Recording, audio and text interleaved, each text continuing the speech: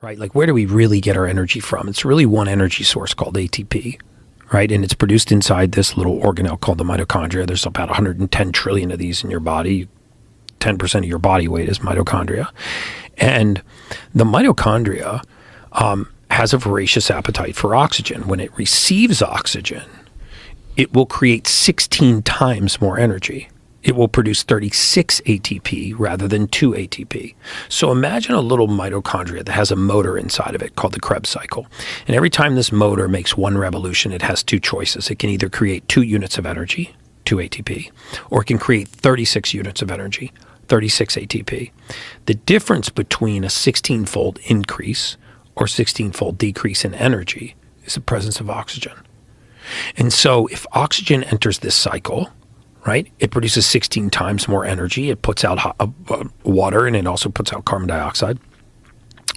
If there's no oxygen present, it only produces 2 ATP, and it releases lactic acid.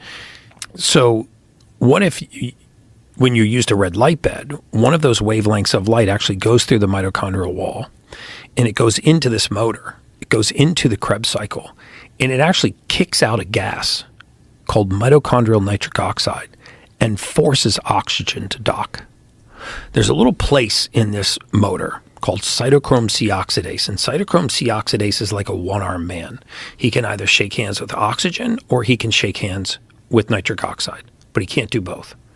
So if I can get him to let go of nitric oxide and grab oxygen, I can get a 16-fold increase in mitochondrial output. Whoa. So that's what happens with red light. It's and like do you get that from sunlight as well? Is that something you get it from sun exposure? Just not at the depth that you would get from a red light bed.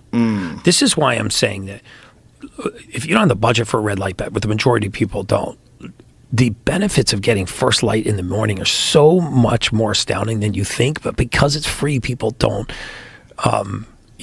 they don't think give of it the as that credence. important. Yeah, they don't think of it as that important. Think of it as woo-woo. Yeah, so this will go a few inches into the skin, 360 degrees around. If you look at photobiomodulation and the treatment of Parkinson's syndrome, like using red light therapy on the skull for neurogenic disorders and neuroinflammatory conditions, if you look at arthritic conditions, and all kinds of inflammatory pathologies in the body and the impact of photobiomodulation, it is astounding what light does in the human body. Laying in red light therapy every day, if you do that for a month, even if you did it 10 minutes a day for 30 days, at the end of that month, you would notice a profound and material change in your performance.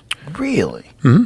That's why there's red light beds at the UFC Performance Center. But the ones like a Juve is like how much less powerful? I would say Juve is a good, right? So it's something. Full body red light therapy is best, right?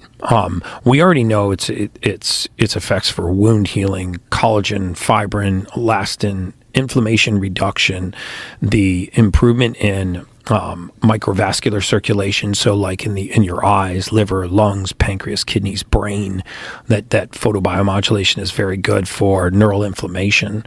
And because of the way that it upstages the mitochondria, just think you got 110 trillion mitochondria in your body. If you could power those mitochondria up, if you could get a 16-fold step up in cellular energy, just think of the amount of extra waste elimination, repair, detoxification that you could cause. And is it dangerous to your eyes? Because one of the things about those light beds, they make you wear eye goggles. They make you wear eye goggles. I probably shouldn't say this on the podcast, but I mean, say it. I don't. You don't? I will. Do you ever open your eyes? I leave them wide open.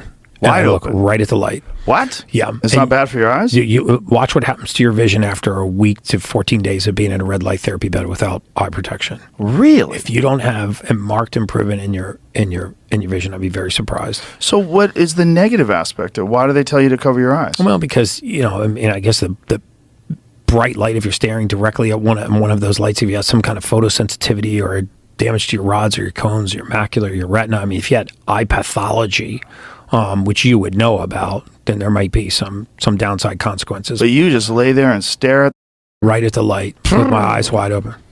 I'm 54 years old. I don't wear 53 years old. Don't add a year to my life, and I don't wear reading glasses or anything. I have a small font on my phone.